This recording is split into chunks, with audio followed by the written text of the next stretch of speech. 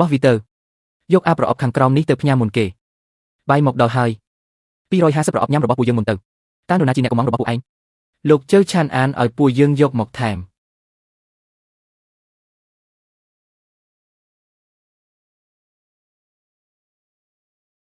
250ប្រអប់វេនយប់អាគារលេខ3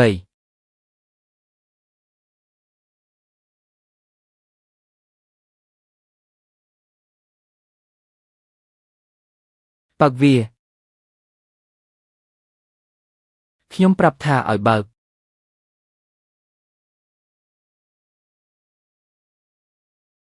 ហានធីសឹងឯងយកបាយមកឲ្យគេញ៉ាំឬយកគ្រោះថ្នាក់មកឲ្យគេប្រអប់មួយនេះវាធ្លាក់តាមផ្លូវទេឯប្រអប់ផ្សេងទៀតមិនអីទេបើមិនអីទេចុះឯងគេចធ្វើអីបាយមួយចំនួននេះគ្មាននរណាម្នាក់ត្រូវបានប៉ះពាល់ឡើយប្រធានលូពិតជាអាចញ៉ាំបានមែនបោះអាពី3ប្រអប់ខាងលើចោលទៅខាងក្រោមនៅតែក្តៅដដែលតើឯងហ៊ានយកវាទៅឲ្យកម្មករញ៉ាំដោយខ្លួនឯងទេគូអានឈៀនឯងហាមឃាត់បាយពួកយើងបើខាត់បងនរណាជាអ្នកសង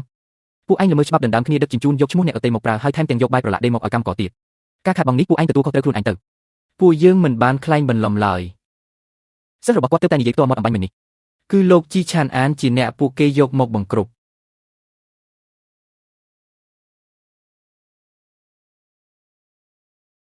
ព្រឹកស្អែកទៅការិយាល័យគម្រោងដើម្បីបំភ្លឺរឿងនេះ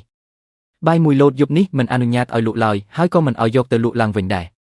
ចុះបាយជាង200ប្រអប់នោះត្រូវខាត់បងទាំងអស់ក្នុងដៃពួកយើងឬខាត់បងក្នុងដៃពួកឯងប្រសើរជាងបំផ្លាញក្រពះរបស់កម្មករ250ប្រអប់មិនខ្វះមួយប្រអប់ណាឡើយធុងស៊ុបនៅខាងក្រោយដួសជូនកម្មករដែលចុះពីលើទីខ្ពស់មុនគេទៅ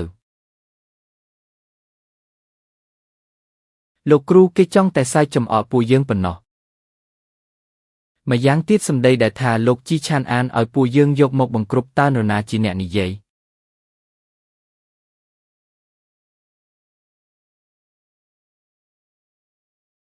ក្នុងរយៈពេល7ថ្ងៃមិនអនុញ្ញាតឲ្យទទួលការកម្មង់អាហារពីក្រុមការងារការដ្ឋានឡើយគឺការកម្មង់របស់ក្រុមការងារនៅក្នុងការដ្ឋានចំណែកខាងក្រៅពួកឯងលក់យ៉ាងម៉េចខ្ញុំមិនគិតឡើយតែឲ្យតែចង់ចូលក្នុងគម្រោងនេះរយៈពេល7ថ្ងៃគឺមិនអនុញ្ញាត7ថ្ងៃចុះពួកយើងបានអីហូបឯងសួរខ្ញុំហើយបាយដែលត្រូវបានហាមឃាត់កាលពីយប់មិញក៏មិនអាចយកមកធ្វើជាការខាត់បងទាមទារពីគម្រោងដែរពួកឯងដោះស្រាយខ្លួនឯងទៅ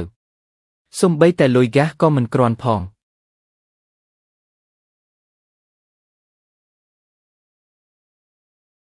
លឺថាពួកឯងត្រូវបានគម្រោងផ្អាកការងាររយៈពេល7ថ្ងៃមែនទេសងលុយក្នុងរយៈពេល10ថ្ងៃមិនទាន់ដល់ថ្ងៃកំណត់ឡើយ10ថ្ងៃគឺ10ថ្ងៃប៉ុន្តែខ្ញុំត្រូវមើលសិនថាតើឯងនៅមានសមត្ថភាពសងលុយដែរឬទេឆ្នាំងនេះមិនអាក្រក់ទេ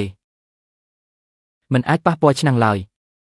បើអីចឹងយកលុយចេញមកបង្ហាយពន្យាពេល2ថ្ងៃទៀតទៅពួកយើងបានទទួលការកម្មង់ធំពីកម្មករនិងអាចទទួលបានលុយមកវិញភ្លាមហើយការកម្មង់ធំពីកម្មករពេលនេះសំបីតែច្រកទ្វារក៏ពួកឯងចូលមិនរួចផងម៉ូតូកង់3អាចយកទៅបញ្ចាំបានតែឆ្នាំងគឺមិនបានទេបើបញ្ចាំម៉ូតូកង់3ទៅតើដឹកបាយយ៉ាងម៉េចបើគ្មានឆ្នាំងទេសំបីតែបាយក៏ធ្វើមិនកើតដែរបញ្ចាំប្រអប់សិនចុះយកលុយ500មកឲ្យមុនថ្ងៃត្រង់ស្អែកបើមិនអីចឹងទេខ្ញុំនឹងមកយកឆ្នាំងម្ដងទៀតលើកទៅចុះថ្ងៃនេះបន្លែឡើងថ្លៃហើយខ្ញុំគិតតម្លៃឲ្យឯងតាមតម្លៃកាលពីព្រឹកចុះឡើងថ្លៃក៏ឡើងទៅកុំចេញលុយជំនួសខ្ញុំអី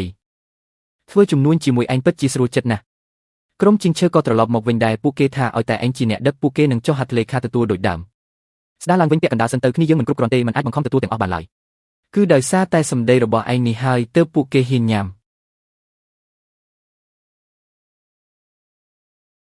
លោកគ្រូមានការងារធ្វើហើយក្រុមសម្អាតហឺតុងកម្មង់200ប្រអប់សម្រាប់ថ្ងៃត្រង់ស្អែកលុយសុទ្ធមែនទេ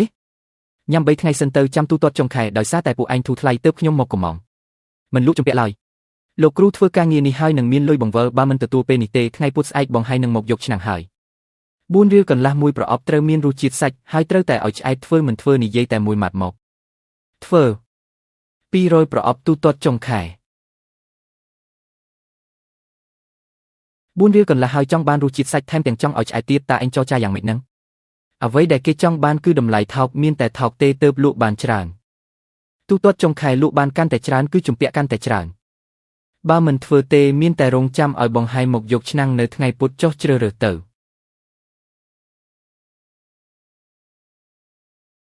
កាលពីមុនខ្ញុំមើលងាយបាយប្រភេទនេះបំផុតកាលពីមុនឯងមានលោកជីឆានអានជាអ្នកបង្ក្រប់កិច្ចឆ្អែតអត់ឆ្អែត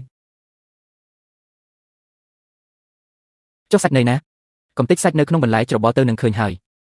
សូម្បីតែរសជាតិសាច់ក៏ត្រូវរកខ្លួនឯងដែរខ្ញុំនិយាយថាមានរសជាតិសាច់មិនមែនឲ្យឯងយកទឹកស្ពៃបុកមកបោកប្រាស់ពូយើងឡើយ4 រៀលកន្លះឯងចង់ញ៉ាំសាច់ការទុនមែនទេបើអីចឹងកុំនិយាយថាឲ្យឆ្អែតឲ្យសោះញ៉ាំក៏ញ៉ាំរួចហើយនៅចង់សងវិញអីទៀតបាយក៏ឆៅបន្លែក៏គ្មានប្រេងតាឯងហៅថាញ៉ាំឆ្អែតឬ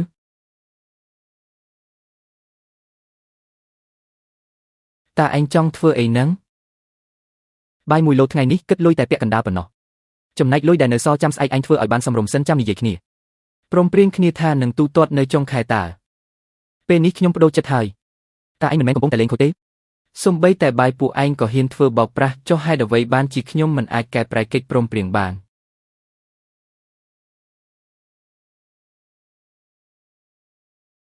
ស្អែកនេះធ្វើឲ្យវាមានជាតិបន្តិចទៅពួកគេនឹងព្រមចុះហត្ថលេខាទទួលហើយធ្វើឲ្យមានជាតិតើលុយបានមកពីណាបន្លែបានមកពីណាសាច់បានមកពីណាចុះលុយ500នៃណា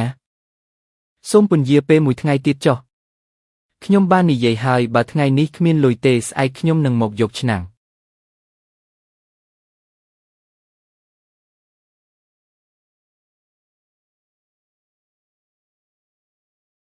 លុយមានតែប៉ុណ្្នឹងឯងមិនគ្រប់គ្រាន់ឡើយបង្ហាយពួកយើងនៅមានការកំងពីក្រុមសម្អាតនៅថ្ងៃនេះទៀតកាលពីម្សិលមិញពួកឯងត្រូវគេកាត់លុយអស់ពាក់កណ្ដាលហើយនៅចង់យកលុយថ្ងៃស្អែកមកបោកប្រាស់ខ្ញុំទៀតលើកទៅបើលើកឆ្នាំងនេះទៅខ្ញុំពិតជាលែងមានផ្លូវដើរហើយនៅពេលដែលឯងជំពាក់លុយគេផ្លូវដើរគឺត្រូវបានសរសេរនៅលើកិច្ចសន្យាខ្ចីលុយរួចទៅហើយតើឯងឈរថ្មឹងធ្វើអីជួយនិយាយមួយម៉ាត់ទៅមើលលោកគ្រូឬក៏ឲ្យពួកគេលើកទៅសិនចុះពួកយើងជួយឆ្នាំងតូចក៏អាចធ្វើបានដែរតើឯងនិយាយថាអីវាប្រសើរជាងការដែលគេមកឈរខ្ទប់មាត់ទ្វារផ្ទះយើងរាល់ថ្ងៃឆ្នាំងនេះទូទាត់បានតែពាក់កណ្ដាលប៉ុណ្ណោះឯលុយដែលនៅសល់ត្រូវសងក្នុងរយៈពេល3ថ្ងៃបងស្រីស៊ូខ្ញុំសុំយកស្បៃបុកបន្តិចទៅសិនចាំល្ងាចទូទាត់លុយមិនមែនមកពីឯងគ្មានស្នាដៃធ្វើម្ហូបទេគឺមកពីឯងគ្មានសណ្ដាប់ធ្នាប់បើលោកជំពាក់ឲ្យឯងស្មើនឹងធ្វើបាបខ្លួនឯងអញ្ចឹងកាលពីមុនលោកជីឆានអានអាចជំពាក់បានតើដែលគាត់អាចជំពាក់បានពីព្រោះគាត់មានសម្បត្តិអាហារច្បាស់លាស់ដឹកម៉ោងណាទូទាត់ម៉ោងណាគឺខ្ញុំដឹងទាំងអស់មួយថងនេះមិនគិតលុយទេយកទៅសម្រាលស្ថានភាពសិនចុះហើយកុំទទួលការកំងផ្ដេសផ្ដាស់ទៀតអី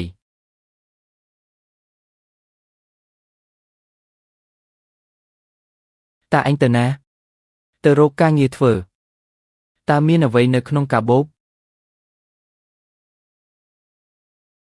អញថែមទាំងធ្វើឲ្យបាត់បង់ការកំងពីក្រុមសម្អាតទៀតឬការងារមិនល្អបែបនោះមិនធ្វើក៏ល្អដែរខ្ញុំរកបានការងារផ្សេងហើយស្អែកនេះនឹងទៅជួយធ្វើម្ហូបនៅតូបលក់ដូរភាគខាងលិចក្រុងលោកគ្រូហាងរបស់លោកគ្រូមិនអាចទប់ទល់រួចឡើយខ្ញុំមិនអាចនៅរងការខាតបង់ជាមួយលោកគ្រូទៅទៀតទេ